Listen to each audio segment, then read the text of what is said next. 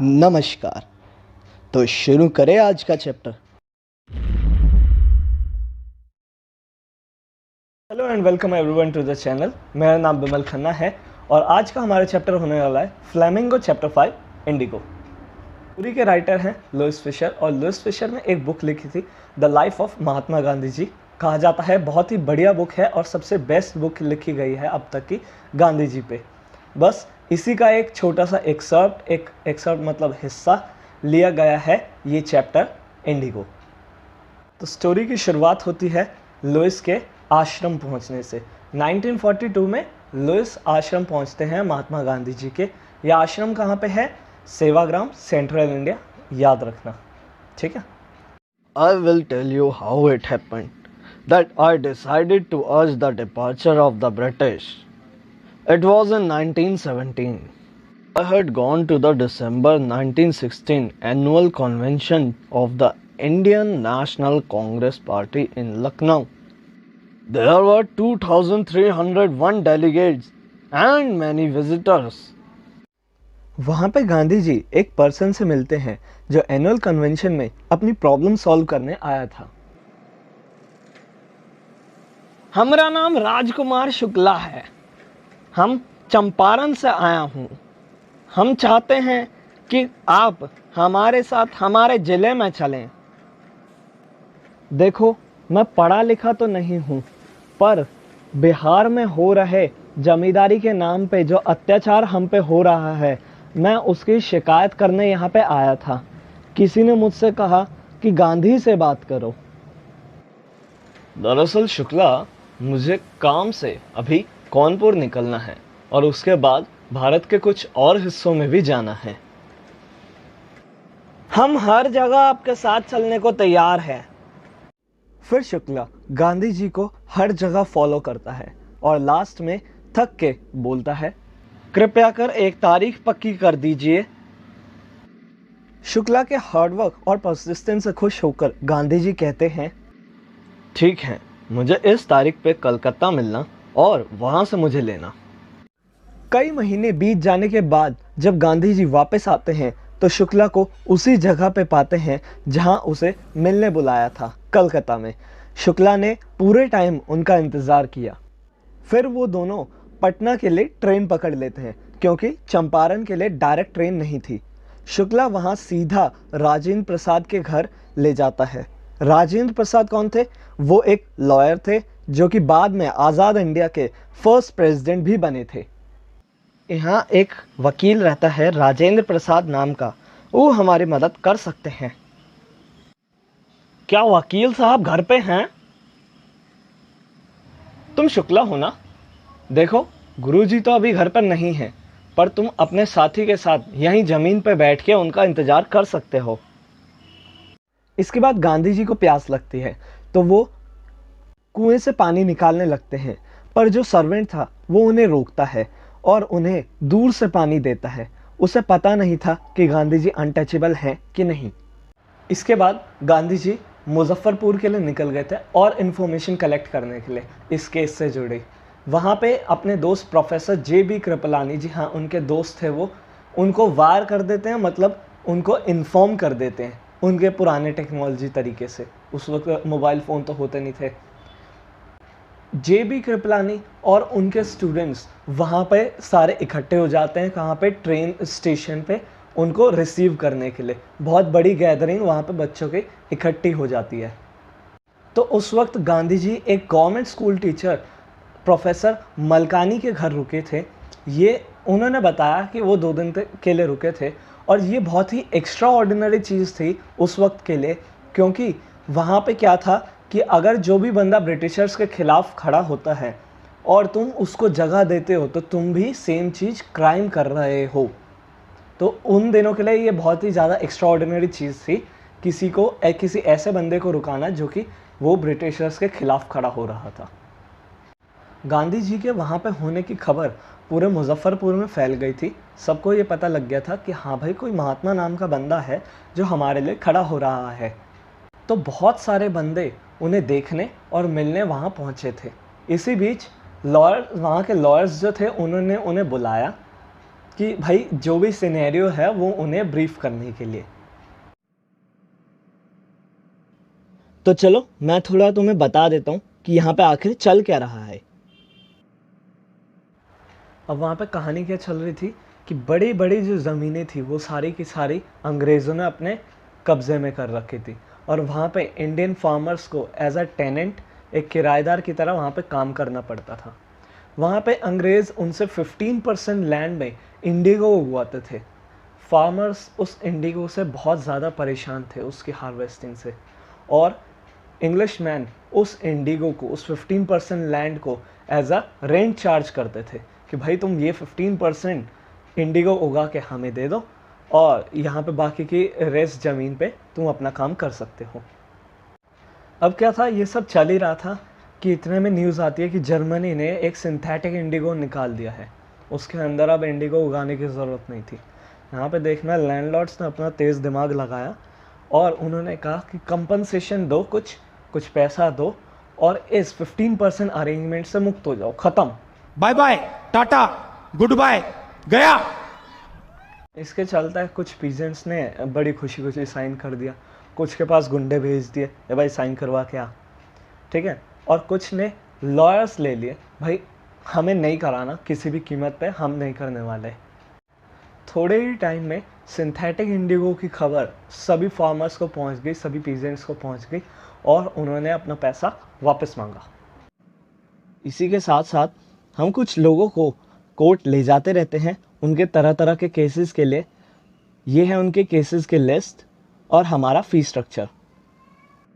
इतनी ज़्यादा फीस? देखो, मैं इस कंक्लूजन पे आया हूँ कि हमें ऐसे केसेस को कोर्ट में नहीं ले जाना चाहिए। ऐसे केसेस कोर्ट में ले जाने से हमें ज़्यादा कुछ फ़ायदा होगा नहीं। जहाँ हमारे लोग इतने टूट रखे हैं और डरे हुए हैं, वहाँ कोर्ट किसी काम के नहीं है। उनको सही रिलीफ तभी मिलेगा जब वो डर से बाहर निकल पाएंगे। अब ये सारा सीन चल रहा था कि यहाँ पे गांधी जी चंपारण के अंदर आते हैं। Secretary of British landlord association से जाके वो डिटेल मांगते हैं, लेकिन वहाँ पे सेक्रेटरी उन्हें क्या जवाब देता है कि वो आउटसाइडर को कोई इन्फॉर्मेशन नहीं देंगे। गांधी जी यहाँ पे कहते हैं कि मैं कोई आउटसाइडर नहीं हूँ। इसके बाद वो तिरथ में कमिश्नर से मिलने जाते हैं। वहाँ पे कमिश्नर भी मना करता है कि भाई आउटसाइडर को कोई इन्फॉर्मेशन नहीं दी जाएगी, और उन्हें बली मतलब कि तंग करने की भी कोशिश करता है और एडवाइस करता है कि यहाँ से चले जाओ, तिरथ छोड़ के चले जाओ चंपारण। अब यहाँ पे गांधी जी क्या करते हैं, वो मोतिहारी के लिए कुछ लॉयर्स के साथ निकल जाते हैं छोड़ने की बजाय। बहुत बड़ा एक पीजेंट्स का क्राउड उनका स्टेशन के पास इंतज़ार करता है और उन्हें ग्रीट करता है, यानी कि वेलकम करता है। उन्होंने क्या करा, इसके बाद एक घर में रहने लगे और वहीं से इन्वेस्टिगेशन सारी शुरू कर दी। तभी एक खबर आती है कि पास के गांव में एक पीजेंट को बहुत बुरी तरीके से तंग करा जा रहा है, मेल ट्रीट करा जा रहा है। तो वो डिसाइड करते हैं कि वो वहाँ पे जाएंगे। और वो कैसे जाते हैं, वो एक हाथी पे जाते हैं वहाँ पे। Stop right here and return to town in your carriage. जब गांधी नहीं मानते तो उन्हें जबरदस्ती वहाँ से उठा लिया जाता है। Okay, so this is the official notice to quit Champar immediately. Gandhi ji एक रिसीट पे साइन करते हैं कि वो इस ऑर्डर को डिसोबे करेंगे, नहीं मानेंगे। अब ऑफिशियल चीज़ डिसोबे होती है तो कोर्ट में भी बुलाया जाएगा। नेक्स्ट डे उन्हें कोर्ट में समन किया जाता है। अब क्या था, गांधी जी को कोर्ट में समन किया गया। गांधी जी कोर्ट में जाने से एक रात पहले बहुत ज़्यादा वो बिजी नाइट थी। गांधी जी पूरी रात जागे रहे और उन्होंने राजेंद्र प्रसाद को वायर कर दिया था, मतलब कि मैसेज दे दिया था, बुलाया उनको बिहार से कुछ इन्फ्लुएंशियल फ्रेंड्स के साथ यहाँ पे। और उन्होंने ये सारी कि कोर्ट कचहरी तक कैसे पहुँचे, वो सारे इंस्ट्रक्शंस आश्रम तक उन्होंने पहुँचा दिए थे। और यहाँ पे उन्होंने वाइसरॉय को भी फुल रिपोर्ट भेज दी थी। वाइसरॉय कौन होता है? वाइसरॉय वो होता है जो कि किंग की जगह पे कुछ टाइम तक रूल करता है। उन्होंने वाइसरॉय को भी फुल रिपोर्ट भेज दी थी। अब क्या था, गांधी जी अथॉरिटीज़ के साथ, ब्रिटिशर्स के साथ ट्रबल में थे। इस चीज़ की न्यूज़ पूरे मुजफ्फरपुर में फैल गई थी और हज़ारों की जनता में लोग कोर्ट के बाहर अगले दिन खड़े हो गए थे आके। Shook off fear of the Britishers. अब क्या था, उन सबके दिलों में ब्रिटिशर्स का डर निकल चुका था पूरी तरीके से। Official sought Gandhi ji is help to control the crowd. Officials ने गांधी जी की मदद ली उस भीड़ को कंट्रोल करने में। अब क्या था, ब्रिटिशर्स की पावर अब ज़्यादा अनचैलेंजेबल नहीं रही थी। अब यहाँ पे कुछ ऐसा था जो उनकी पावर को चैलेंज कर सकता था। पहले ब्रिटिशर्स क्या करते थे, divide and rule, divide and rule. लेकिन अब गांधी जी ने क्या कर दिया था, सबको यूनाइट कर दिया था। वहाँ अंदर प्रोसिक्यूटर नेक्स्ट डेट मांगता है, पोस्टपोन की बात करता है। I protest against the delay. I am not guilty. I was involved in a conflict of duties. On the one hand, not to set a bad example as a lawbreaker. On the other hand, to render the humanitarian and national service, for which I came here. I disregarded the order to leave, not for want of respect for lawful authority, but in obedience to the higher law of our being, the voice of conscience. I asked the penalty due there. Whatever's the penalty, I am ready to pay. The court will pronounce sentence after 2-hour recess. Till then, Gandhi can furnish bail for these 120 minutes. I refuse. I am not gonna take any bail. Gandhi is released without bail. The court is adjourned. The court will not deliver the judgment for several days.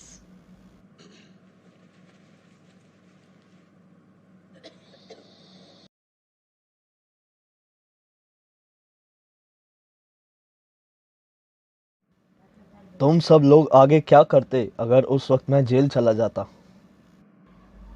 क्यों? देखो, हम यहाँ पे आए थे तुम्हारी मदद करने और तुम्हें एडवाइस देने। अगर तुम जेल चले जाते तो यहाँ पे कोई नहीं होता जिसको हम एडवाइस देते, और हम घर चले जाते। और जो शेयर क्रॉपर्स के साथ अन्याय हो रहा है उसका क्या? लॉयर्स आपस में बात करते हैं। गांधी एक पूरी तरीके से स्ट्रेंजर है, पर फिर भी वो पीजेंट्स की भलाई के लिए जेल जाने तक को तैयार हो गए। और दूसरी तरफ यहाँ हम ना ही सिर्फ साथ के गांव के वासी हैं, बल्कि हमने सभी पीजेंट्स को वादा भी करा था कि हम उनकी मदद करके रहेंगे, और यहाँ घर जाने की बात कर रहे हैं। ये बहुत ज़्यादा शेमफुल है हमारे लिए। सब गांधी के पास वापस जाते हैं और जो भी उन्होंने कंक्लूजन निकाला था वो गांधी को बताते हैं। कंक्लूजन राजेंद्र प्रसाद द्वारा दिया गया था। हम आपके साथ जेल जाने को भी तैयार हैं। समझो, चंपारण की लड़ाई हमने जीत ली। इसके बाद लेफ्टिनेंट गवर्नर को गांधी जी के खिलाफ फाइनली केस ड्रॉप करना पड़ा। गांधी जी आगे बढ़ते हैं और फार्मर से बात करते हैं, उनकी प्रॉब्लम्स यानी कि ग्रीवेंसेस पूछते हैं। करीब 10,000 में लोग उन्हें अपनी टेस्टमनी देते हैं, उनके साथ क्या क्या चल रहा है, क्या प्रॉब्लम्स वो फेस कर रहे हैं, और इन सब के नोट्स बनते हैं, डॉक्यूमेंट्स कलेक्ट होते हैं। फाइनली वो दिन आ गया था जिस दिन गांधी जी को lieutenant governor sir Edward Gates summon करते हैं कमीशन के लिए।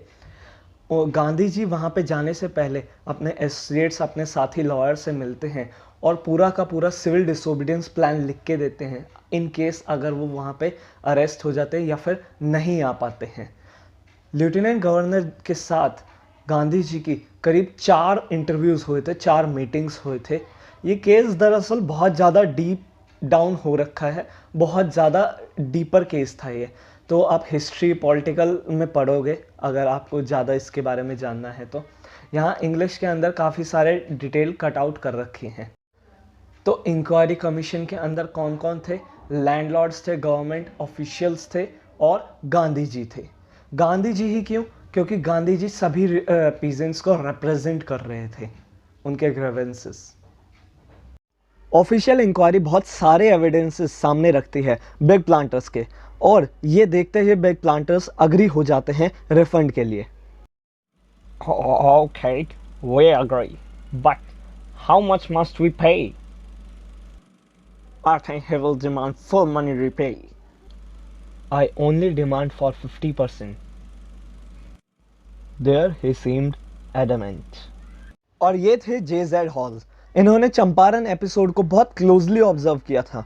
वह सोच रहे थे कि गांधी जी 50% से बिल्कुल पीछे नहीं होंगे, पर उस वक्त वो बिल्कुल हैरान रह गए जब प्लांटर्स ने उन्हें 25% रिफंड ऑफर करा और गांधी जी मान भी गए एक ही बार में। अब इन सारी कंफ्यूजन्स को गांधी जी यहाँ पे समझाते हैं।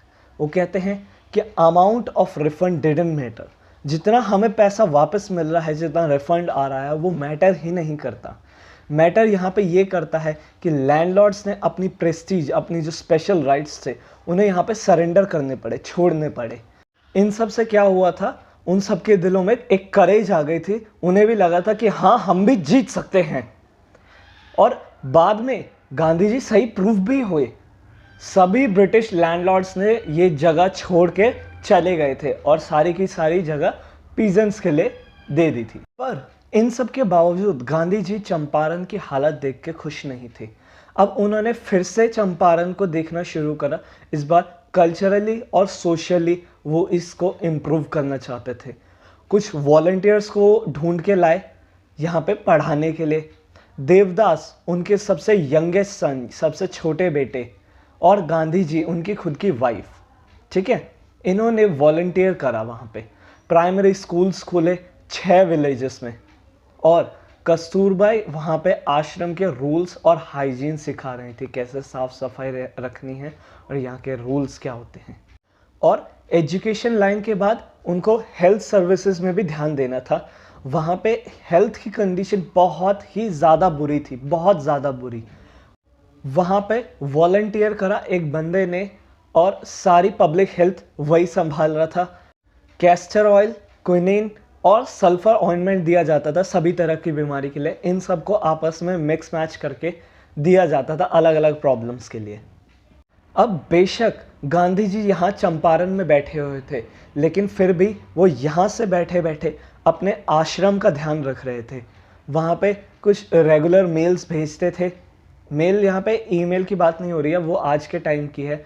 यहाँ पे पोस्ट ऑफिस द्वारा मेल्स भेजी जाती थी और अपने फाइनेंशियल अकाउंट्स का वहाँ पे ध्यान रखा जाता था, और साथ ही साथ वहाँ के सैनिटेशन का भी पूरा ध्यान रखा जाता था। अब यहाँ पे हम आते हैं चैप्टर के कंक्लूजन और एंडिंग पे। चंपारण का ये जो पूरा एपिसोड था वो अथॉरिटीज़ या ऑफिशियल्स को डेफाई करने के लिए नहीं था, बल्कि जो सफ़रर थे, इतने सारे पीजेंट्स जो सफ़र कर रहे थे, उनको रिलाइव करने के लिए था, उनकी प्रॉब्लम्स को सॉल्व करने के लिए था। और इसके अंदर ये भी बताया कि गांधी जी को कोई उन्हीं की कंट्री में ऑर्डर नहीं दे सकता। साथ ही साथ यहाँ पे गांधी जी के पॉलिटिकल व्यूज़ भी दिखाए गए कि उनके क्या व्यूज़, प्रिंसिपल्स हैं। उनकी पॉलिटिक्स थोड़ी डिफरेंट थी। उनकी पॉलिटिक्स किसी कॉमन मैन की डे टू डे प्रॉब्लम से बनी हुई थी। उनकी लॉयल्टी किसी ह्यूमन बीइंग की तरफ, उनके एफर्ट्स फ्री इंडिया बनाने में। Freer Andrews, Gandhi ji is devote disciple, Gandhi ji का एकदम कमिटेड स्टूडेंट। जी हाँ, चार्ल्स फ्री एंड्रयूज एक ब्रिटिशर था और गांधी जी का बहुत बड़ा फॉलोवर था। गांधी जी के फेयरवेल पे वो उनको मिलने आता है। लॉयर, जो बाकी के लॉयर्स थे, उन्होंने एंड्रयूज से सपोर्ट मांगा कि हमारे साथ रहो और हमें सपोर्ट करो, पर गांधी जी ने उन पे चिढ़े, मतलब कि उन्हें डांटा, ठीक है, कि भाई एंड्रयू का साथ ना लेके तुम खुद से ये सारे क्राइसिस फेस करो। चंपारण का एपिसोड यहीं पे ख़त्म होता है। Thanks for watching guys. इसके अलावा मैंने इस चैप्टर के कुछ इंपॉर्टेंट क्वेश्चन आगे दे दिए हैं, और बाकी के सारे नोट्स और बाकी इंपॉर्टेंट क्वेश्चन जो CBSE में आते हैं वो मैंने डिस्क्रिप्शन में दे दिए हैं, उन्हें चेक करना मत भूलना। बाकी मिलते हैं नेक्स्ट वीडियो में।